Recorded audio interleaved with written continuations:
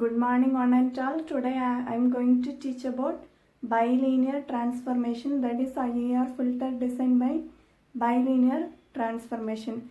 Previously for designing IAR filter we have seen two methods, that is impulse invariant method and approximation of derivatives.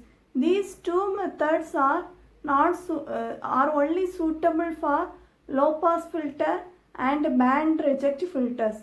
It is not suitable for high pass filter and band pass filter.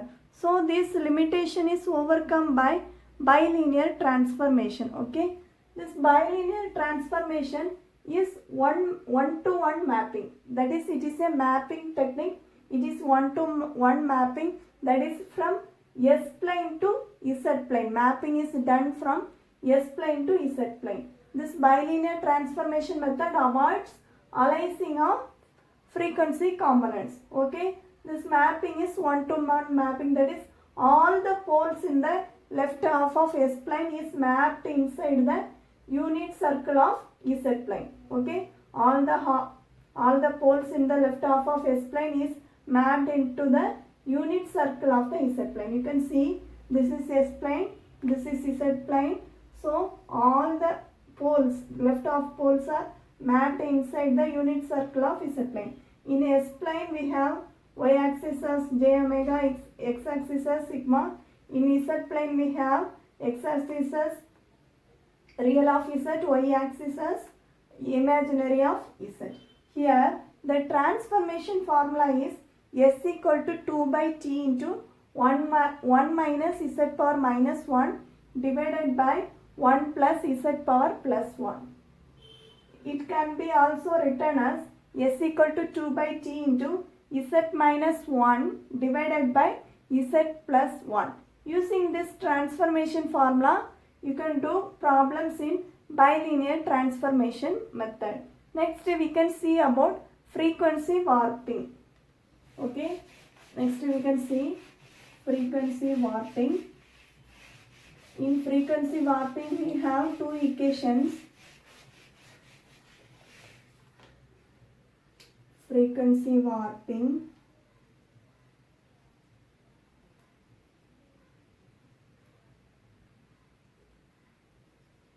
We have two equations. Omega is equal to 2 by t into tan omega divided by 2. Omega is equal to 2. This can also be written as tan inverse of omega t divided by 2.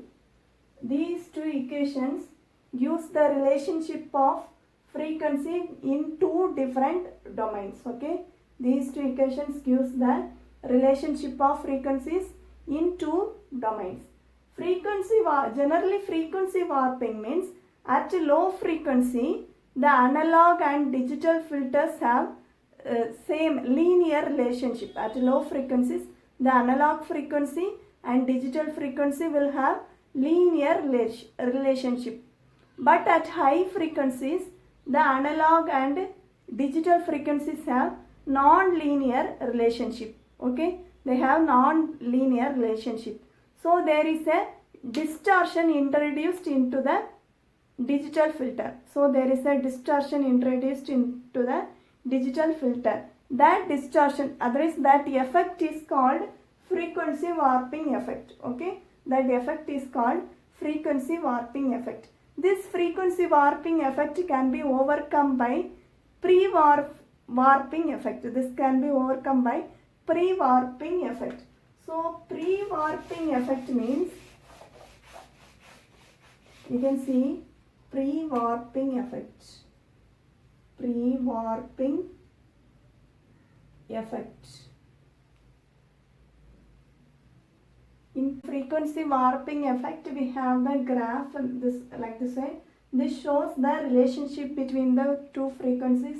That is, the graph shows the non-linearity between analog domain and digital domain. It shows the relationship. Okay, here the equation is omega is equal to the relationship between two domain. The equation is omega is equal to 2 tan inverse of omega t divided by 2.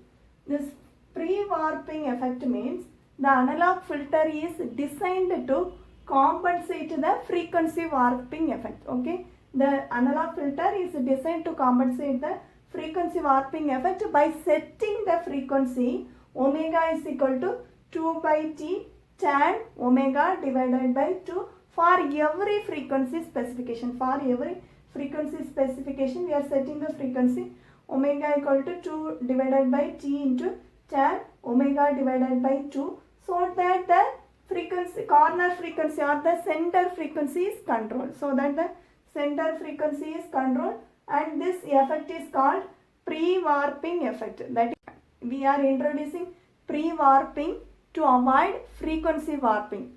That's all. Thank you.